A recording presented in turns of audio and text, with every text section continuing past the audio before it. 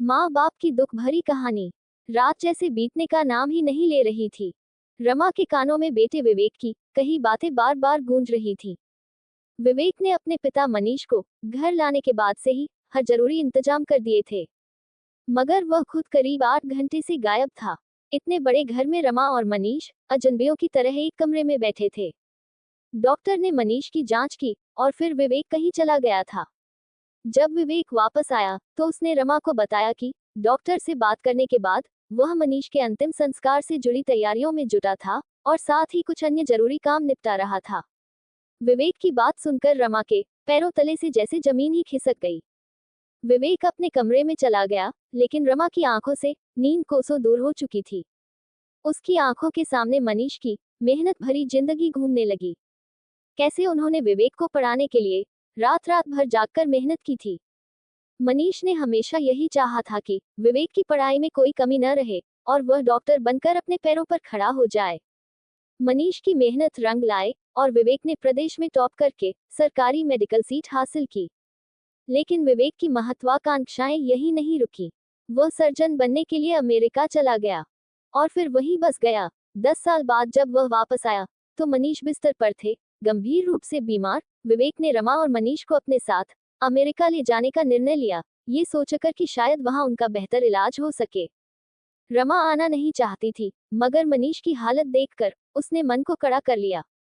वह जानती थी कि पति की हालत ऐसी नहीं थी कि वे भारत में अकेले रह पाते। अमेरिका पहुंचे उन्हें 3 दिन ही हुए थे, मगर रमा को ये 3 दिन 3 साल जैसे लग रहे थे। विवेक अपनी पत्नी सुनैना और बेटे आरव के साथ घर में रहता था, लेकिन उनके लिए अलग से समय निकालना जैसे उसके जीवन का हिस्सा ही नहीं था। विवेक ने रमा को बताया कि डॉक्टर ने मनीष को देखकर कहा था कि उनके पास बस 2 दिन और हैं। ये सुनकर रमा का दिल बैठ गया।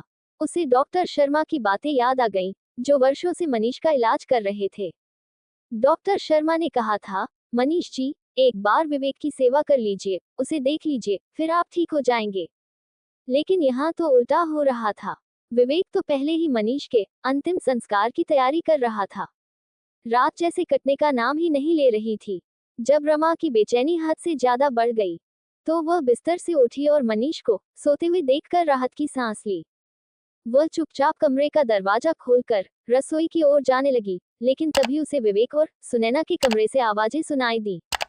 सुनैना गुस्से में कह रही थी, उन्हें यहाँ क्यों लाए हो? विवेक ने शांत स्वर में जवाब दिया, मुझे क्या करना था?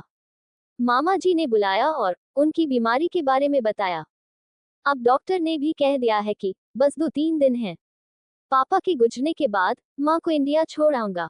मकान की बात कर ली है, उसे बेच दूंगा, 1 करोड़ मिल जाएगा। माँ भी कितने दिन जिएगी? सुनैना ने ठंडी आवाज में कहा, देखो, मुझे इन सब में कोई दिलचस्पी नहीं है। मैं उनके कमरे में नहीं जाने वाली और आरव को लेकर होटल में चली जाऊंगी। तुम खुद देख लो क्या करना है। कमरे के बाहर खड़ी रमा ने ये सब सुना तो वह बिना रसोई में जाए वापस कमरे में आ गई। उसकी आंखों में आंसू थे, लेकिन दिल में एक अजीब सी दृढ़ता भी थी। अब वह एक भी पल वहां रुकना नहीं चाहती थी। सुबह होते ही रमा ने मनीष से पूछा, आप कैसे हैं? मनीष ने जवाब दिया, विवेक को देख लिया, अब ठीक हो जाऊंगा।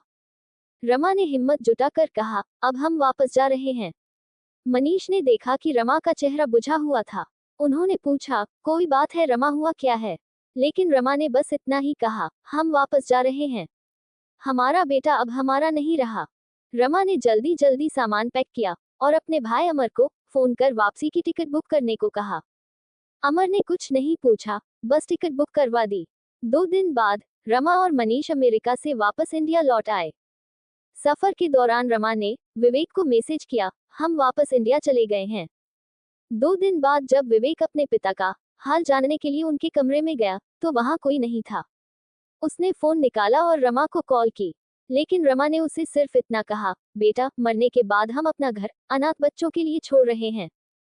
तुम अपनी पत्नी और बच्चों के साथ खुश रहो।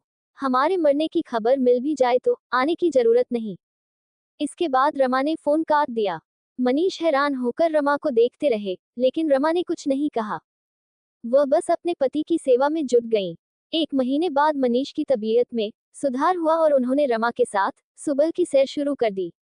एक दिन मनीष ने रमा से पूछा, अमेरिका में ऐसा क्या हुआ था जो तुम इस तरह से लौट आई। रमा ने ठंडी सांस लेते हुए कहा, अब उन्हें हमारी जरूरत नहीं है। उन्हें उनकी दुनिया में खुश रहने दो, हम अपना ध्यान खुद रख लेंगे। मनीष की आंखों में अब बेटे के लिए कोई उम्मीद नहीं थी। रमा ने मनीष से कहा, वसीयत बना लो, मकान वृद्धाश्रम के लिए छोड़ दो और जो पैसे हैं उन्हें ट्रस्ट में डालकर वृद्धाश्रम चलाने का इंतजाम कर दो। मनीष ने पूछा, बेटे और बहू को अपनी जायदाद देकर नहीं जाएंगे क्या? हमारे बाद उनका ही तो सब कुछ है। रमा ने गंभीर स्वर में जवाब दिया, उस बेटे को अब हमारी चिंता नहीं है, जो जीते जी हमारे अंतिम संस्कार की तैयारी कर चुका था और मकान बेचने के लिए मरने का इंतजार नहीं कर पा रहा था। मनीष ने रमा को देखा और उनकी आंखों में बेटे के लिए अब कोई प्यार नहीं बचा था।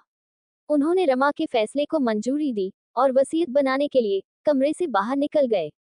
दोस्तों, ये है आज की नई पीढ़ी के विचार। हमें अपने माँ बाप का दिल नहीं दुखाना चाहिए। धन्यवाद।